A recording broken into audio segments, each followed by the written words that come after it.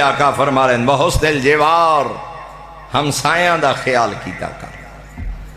اور یہ 7 چیزاں فرما کے نا میں ہمسایاں دے حقوق تے بات کرنے لگا، پوری مجلس بھی کافی نہ ہوئے، اتنا معصوم نے فرمایا دیوار ہی بلند کرنی ہوئے ہمسائے کو اجازت لو، توڑے دیوار بلند کرن نال انہوں تکلیف تا نہ ہو سی، پہلے راضی کرو۔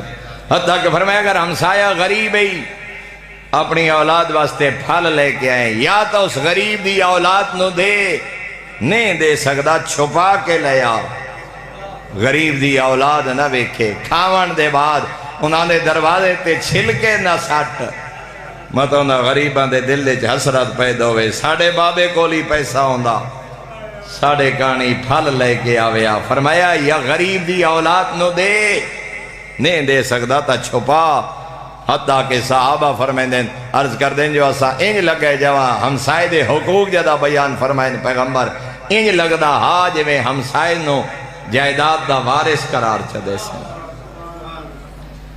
پھر سے واسطے فرمایا ہمسائے دے حق کیتے ہوئے گناہ دا عقاب 10 گناہ زیادہ ہے۔ عام گناہ، عام غیبت ہمسائے دی غیبت، عام چوری ہمسائے دی چوری، عام بدکاری ہمسائے دی عزت حملہ، عام ظلم ہمسائے تے ظلم، 10 گناہ عقاب زیادہ ہے۔ کیوں تے ہمسائے دی حرمت نو پامال کی کامیاب ہے وہ بندہ جندے حق ہمسائے گواہی دے وین۔ ڈھیر سارے لوگاں دی بخشش دا ذریعہ یہ چیز بنسی برود معاشر جندے حق ہمسائے گواہی دے سن۔